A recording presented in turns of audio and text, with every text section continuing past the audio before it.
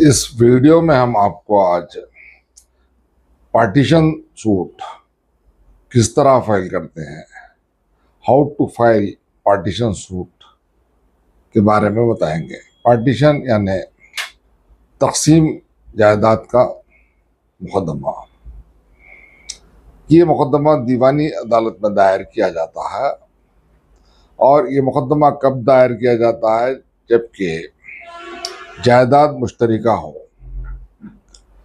मुश्तरिका से मतलब ये है कि दो अशखास या दो से ज़ायद अशखास उस जायदाद के मालिक हों और उसमें कोई एक भी शख्स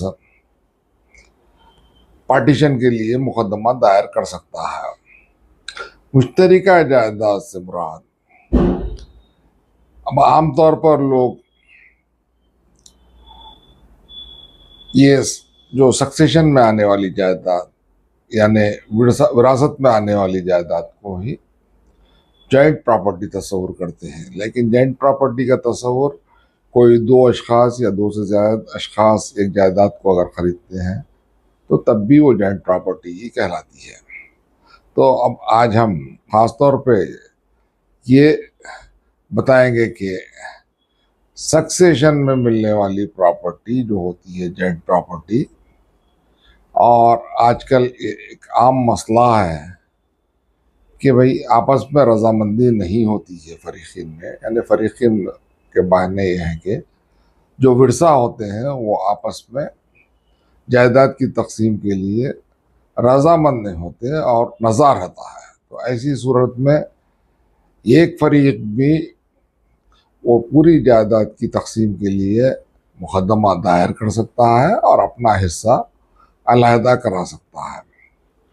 जैसे कि किसी का बाप का इंतकाल हो गया है और उसने जायदाद भी छोड़ी है और फिर औलाद भी छोड़ी है, और जैसे ही उसका इंतकाल हो गया तो वो जायदाद पूरी की पूरी मुश्तरिका जायदाद कहलाएगी और वो जायदाद के मालिकिन विरसा होंगे।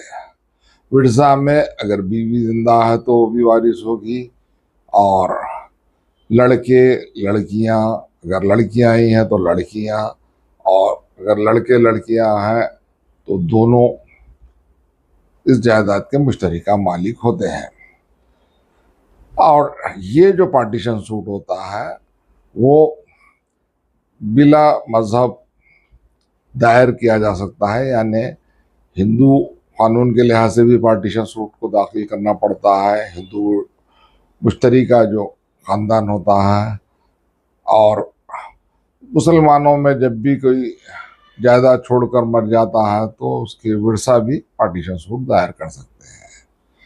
तो इसके लिए करना क्या होता है, तो इसके लिए जो मरहूम है और उसकी जायदाद जो है उसके मालिकाना हुकूक से ताल्लुक़ रखने वाले कागजात होना चाहिए। जैसे कि रजिस्ट्रेशन अगर है तो वो रजिस्ट्रेशन को डॉक्यूमेंट बनाते हैं, और अगर असली रजिस्ट्रेशन नहीं है तो उसकी सर्टिफाइड कापी को भी डॉक्यूमेंट बनाते हैं। या ज़रई ज़मीन है तो उसकी पहानी लेते हैं, पासबुक लेते हैं, या फिर उसके सर्टिफाइड कापीज लेकर केस बनाया जा सकता है। बहुत सारे मामलात में हम ये देखते हैं कि जब कोई मरहूम मर जाता है और उस मरहूम के जो भी दस्तावेज़ात होते हैं एक या दो औलादें दबा कर रख लेती हैं, और बाकिया औलादों को ये तक नहीं मालूम होता कि उस जायदाद की रजिस्ट्रेशन का नंबर क्या है, वो जायदाद की नकल भी नहीं मिल सकती। तो ऐसी सूरत में जो बल्दिया में रिकॉर्ड होता है या ग्राम पंचायत में रिकॉर्ड होता है, वहाँ से ओनरशिप का सर्टिफिकेट लेकर एक फरीक या एक से दो फरीक अगर केस दाखिल करना चाहते हैं पार्टीशन तो कर सकते हैं। और ये किसके खिलाफ करते हैं? जो पार्टीशन नहीं चाहते हैं और पार्टीशन में शरीक नहीं होना चाहते हैं और अड़े हुए रहते हैं, तो जो पार्टीशन चाहते हैं वो लोग अपने दावा दायर करके अपना हिस्सा अलग करा सकते हैं, जैसा कि मुसलमानों में शरीयत के लिहाज से अलग किया जाता है और हिंदुओं में हिंदू कोड के लिहाज से किया जाता है। तो हिंदुओं के लिए तनासुब अलग होता है, लड़का लड़की को बराबरी का हक है, लेकिन इस्लाम में शरीयत में यही बताया जाता है कि विरसा में अगर बीवी है तो 1/8वां हिस्सा बीवी का निकालते हैं, फिर उसके बाद में बची हुई जायदाद में बेटे बेटियों में 2:1 यानी 2:1 की शरह से तकसीम अमल में लाई जाती है। हर बेटी को एक हिस्सा मिलता है, एक एक, और हर बेटे को बेटी का दुगना हिस्सा यानी 2 हिस्से मिलते हैं। तो क्या बेटे बेटियां हैं और फिर बेवा भी है, और उसमें कुछ लोग पार्टीशन नहीं चाहते हैं, और कोई एक लड़की अगर पार्टीशन चाहती है तब भी केस दायर किया जा सकता है, और उसमें बेवा को भी शरीक किया जाता है पार्टी बनाकर डिफेंडेंट में, और जो भी शरीक नहीं होते हैं उनको पार्टी बनाया जाता है।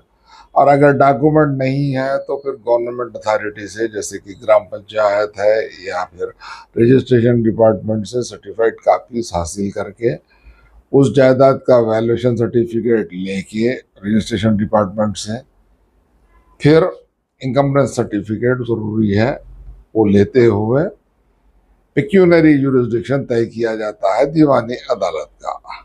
और कोर्ट फीस जो होती है पार्टीशन सूट में सिर्फ 200 रुपये होती है, क्योंकि इसमें जॉइंट प्रॉपर्टी होती है और फिजिकल पोजीशन सभी का तस्वुर किया जाता है, चाहे वो पोजीशन में रहे या नहीं रहे, क्योंकि फिजिकल पोजीशन एक होता है, दूसरा कंस्ट्रक्टिव पोजीशन होता है। तो हर 2 चीज़ों में भी एक चीज़ लागू हो जाती है वारिस पे, और 200 रुपये की कोर्ट फीस काफ़ी हो जाती है, चाहे वो डिस्ट्रिक्ट कोर्ट में आओ उसका जुरिस्डिक्शन पिक्यूनरी, या फिर सीनियर सिविल जज के पास आए या फिर जूनियर जज के पास आए। सिर्फ 200 रुपये कोर्ट फी होती है, और इसके अलावा प्रोसेस फी और एडवोकेट फीस अलग होती है। तो अब यहाँ पर बताना यह है कि पिक्यूनरी जुरिस्डिक्शन किस तरह तय करते हैं। तो पिक्यूनरी जुरिस्डिक्शन तय करने के लिए उस जायदाद की वैल्यूएशन सर्टिफिकेट लेते हैं, और उस जायदाद का वैल्यूएशन सर्टिफिकेट लेके 3/4 वैल्यू मालूम करते हैं, और वो 3/4 वैल्यू 50 लाख से अबव अगर हो जाती है तो डिस्ट्रिक्ट कोर्ट को जुरिस्डिक्शन आता है। अगर उस जायदाद के 3/4 वैल्यू 50 लाख से कम और 20 लाख से ज़्यादा होती है, तब सीनियर सिविल जज की कोर्ट को मुकदमा आता है। इसके बाद अगर वो जायदाद 20 लाख से कम हो जाती है तो जूनियर सिविल जज की अदालत में दायर करना पड़ता है। और जैसा ही केस दायर किया जाता है तो जो मुद्दई इलह होते हैं, जिनको डिफेंडेंट्स कहा जाता है, समन्स होते हैं, और फिर अगर इंजंक्शन ऑर्डर भी अगर उसमें पूछते हैं तो उसकी भी नोटिस जारी करती है अदालत। फिर उसके बाद अदालत में जवाब आता है, और जवाब जिसको हम कहते हैं return statement. Return statement 90 days में सबमिट करना ज़रूरी है, और अगर 90 डेज में रिटर्न स्टेटमेंट सबमिट नहीं करते हैं तो अदालत राइट फॉरफिट करती है रिटर्न स्टेटमेंट का, और फिर प्लेंटिफ जैसे मुद्दई है उसको आगे एविडेंस के लिए हुक्म देती है।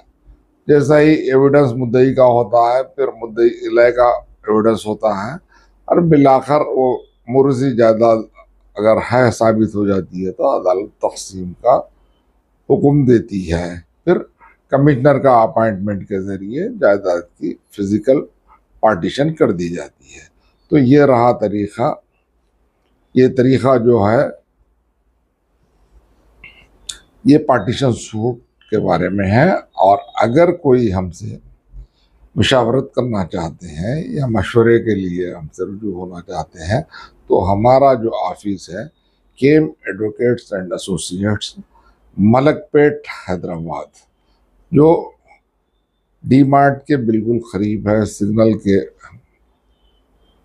अखब में है, और मेन रोड जो है वहाँ पर है, फर्स्ट फ्लोर में।